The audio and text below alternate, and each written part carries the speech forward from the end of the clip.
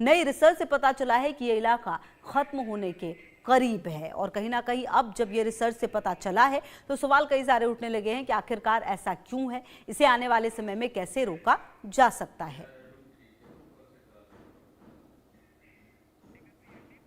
और देखिए, कहीं ना कहीं ये समझना होगा कि जो ये नई रिसर्च आई है उससे काफ़ी कुछ पता चल रहा है। पता ये भी कि ये पूरा इलाका जो है वो ख़त्म होने वाला है, क्योंकि आप देखिए जो वैज्ञानिक हैं उन्होंने ये चौंकाने वाला खुलासा किया है। और अगर ऐसा है तो सवाल बड़ा यही है कि आखिरकार ये इतनी बड़ी हलचल प्रशांत महासागर के अंदर क्यों है, और अगर समंदर में ये लंबी दरार मिली है और ये जो टेक्टोनिक प्लेट है वो जिस तरीके से काम कर रही है, अगर वो अभी फिलहाल सही नहीं है तो क्या दुनिया में तबाही आने वाली है, और वो दुनिया के कौन से वो हिस्से होंगे जो सबसे ज़्यादा प्रभावित इससे हो सकते हैं, ये भी अपने आप में बड़ा सवाल है। और क्योंकि जिस तरीके से ये दरार मिली है समंदर में, ये अपने आप में एक नया मामला है। हालांकि अब देखना ये भी होगा कि क्या इस तरह के जो मामले हैं वो पहले भी सामने आए हैं, क्या इस तरह से जो मामले होते हैं क्या वो बिल्कुल नॉर्मल हैं। अगर ऐसा नहीं है तो फिर इससे बचने के लिए क्या किया जा सकता है, क्योंकि प्रशांत महासागर के नीचे हलचल काफ़ी बड़ी मिली है, समंदर में दरार मिली है, और ऐसे में जो ये टेक्टोनिक प्लेट है उसके हिलने की बात भी सामने आ रही है। और कहीं ना कहीं अब देखना यह है कि किस तरीके से इस पर जो आने वाले समय में वो रिसर्च होंगे। और बड़ी बात ये भी कि जिस तरह की हलचल मिली है उसका दुनिया के कौन से देशों में, कौन से हिस्सों में सबसे ज़्यादा जो प्रभाव है वो पड़ेगा। और विनीत गहलोत जी हमारे साथ भूवैज्ञानिक जुड़े हैं बातचीत करने के लिए, ज़्यादा जानकारी के लिए। विनीत जी, बहुत स्वागत है आपका इंडिया न्यूज़ पर। पहला सवाल तो ये कि ये जो वैज्ञानिकों ने ये जो चौंकाने वाला खुलासा किया है उसके क्या मायने हैं सर?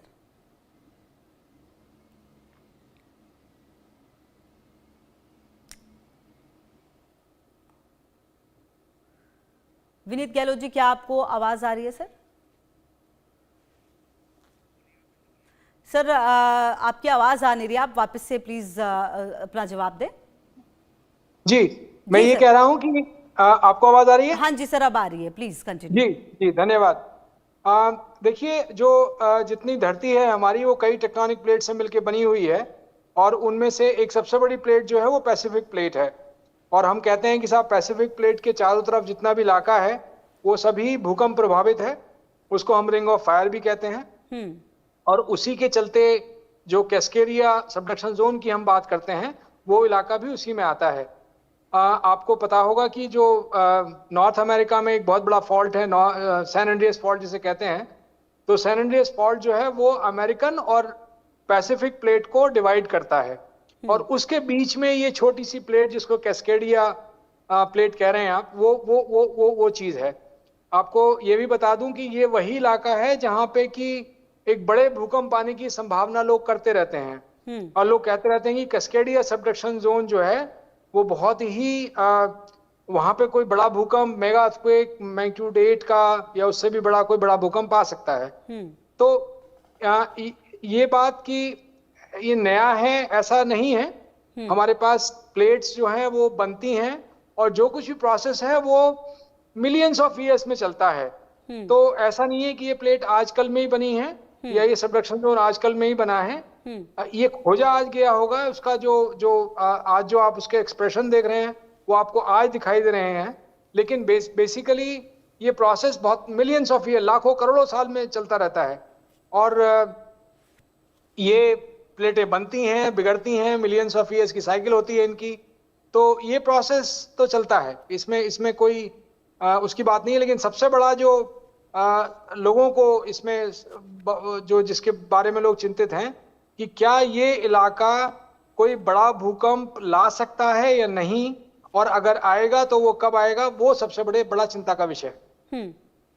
तो सर कब आएगा? अगर मान लीजिए ऐसा है तो क्या इसका कोई कैलकुलेशन किया जा सकता है? और बड़ी बात ये भी कि अगर ऐसा होता है तो कौन सा हिस्सा सबसे ज्यादा प्रभावित होगा दुनिया का?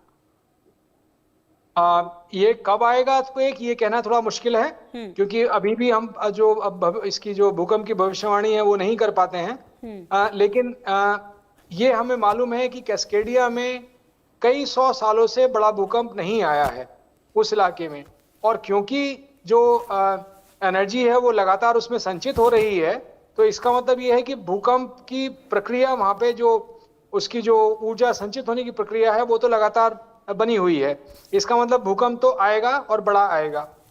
एक सबसे बड़ी समस्या जो है वो ये है कि ये सारा का सारा इलाका जो है समुद्र के नीचे है, तो भूकंप आएगा और भूकंप की वजह से सुनामी भी होगी। और सुनामी होगी तो जैसे मैंने बताया कि जो ये पैसिफिक ओशन है, तो हमने देखा है कि कुछ जापान की सुनामी अमेरिका को प्रभावित करती हैं और अमेरिका की सुनामी जो है वो जापान को प्रभावित करती हैं। तो यानी कि उनकी जो मारक क्षमता होती है वो काफी दूर तक होती है। तो उस लिहाज से लोग इसके बारे में ज्यादा चिंतित होते हैं। बिल्कुल। अच्छा विनीत जी, सर एक सवाल ये भी कि जब अगर मान लीजिए कि हम आज टेक्नोलॉजी में इतना आगे बढ़ चुके हैं, तो क्या ऐसा हो सकता है कि हम इस तरह की अगर कुछ चीज होती है तो उसके प्रभाव को कम से कम कर सके? ठीक है, हम किसी चीज को रोक नहीं सकते, लेकिन उसके प्रभाव को कम कर सकते हैं। क्या ऐसा कुछ है हमारे पास? ये आपका बहुत ही बढ़िया सवाल है और इसका जवाब शायद हमें मालूम भी है कि इसका जवाब क्या है। आज की तारीख में अगर आप जो हमारे विकासशील या अविकसित क्षेत्र या जो डेवलपिंग कंट्रीज हैं उनको देखो कि वहां पे अगर कोई छोटा भूकंप आता है, अफगानिस्तान को देख लीजिए, तो उस भूकंप में बड़े आराम से 100,000 लोग निपट जाते हैं। लेकिन अगर वैसा ही भूकंप अगर कोई जापान में आता है या अमेरिका में आता है तो मुश्किल से शायद कोई कैजुअलिटी नहीं होती है, और थोड़ा बहुत होता है तो थोड़ा बहुत इकोनॉमिक लॉस जरूर होता है।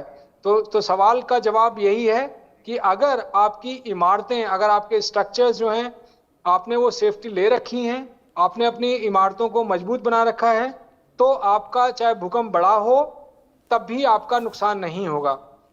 ये एक सबसे बड़ा काम है जो हम सब लोग इसकी आज की तारीख में जिसकी तरफ हम लोग गतिशील हैं कि हम लोग कहते हैं कि हम अर्थक्वेक को रोक नहीं सकते, हम उसकी भविष्यवाणी नहीं कर सकते, लेकिन उसकी क्षमता जो है, उसकी मारक क्षमता है, उसको तो कम कर सकते हैं। और उसको कम करने का एक ही तरीका है कि आप अपने स्ट्रक्चर्स को, आप अपने बिल्डिंग्स को, जो आपके बिल्डिंग कोड्स हैं इसलिए आपके इलाके में जो भी हैं वहां पे, हमें मालूम है कि हमारे पास एनडीएमए ने लगातार उसके बारे में बात करते हैं।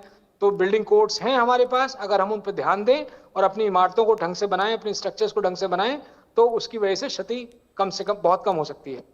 बिल्कुल। अच्छा सर, ये जो पूरी स्टडी की गई है और जो बातें इसमें सामने आई हैं, जैसा कि आप बता रहे हैं कि डरने वाली कोई बात नहीं है, लेकिन हाँ, क्योंकि ये बहुत पहले ये सारी चीजें हुई होंगी, लेकिन ये जो स्टडीज सामने आई हैं इसको देखकर क्या लगता है कि कितना ज्यादा परेशान होने की जरूरत है, किस तरीके से इस पर वर्कआउट किया जा सकता है, और सबसे इंपॉर्टेंट ये कि अगर कुछ गलत होता है ये कितना नॉर्मल है? मतलब सर ये कितना नॉर्मल है, ये जो स्टडी की गई और जो रिजल्ट्स आए कितना नॉर्मल है?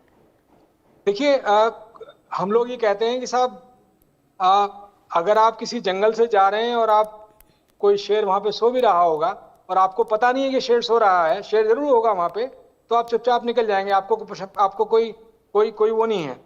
लेकिन आपको पता लग जाए कि शेर आ गया है तब आपकी धड़कन ज्यादा बढ़ जाती है। तो जब हमें पता लग गया कि वहां पे कैस्केडिया सबडक्शन जोन है, जो कि हमें पता था, लेकिन अब हमें उसके बारे में जानना शुरू कर दिया हमने कि अच्छा वहां पे तो जो दरारें हैं या जो फॉल्ट हैं वो बहुत ही मैच्योर्ड हैं, वो बहुत ही दिखाई देते हैं, तो आपका डर स्वाभाविक रूप से बढ़ जाता है।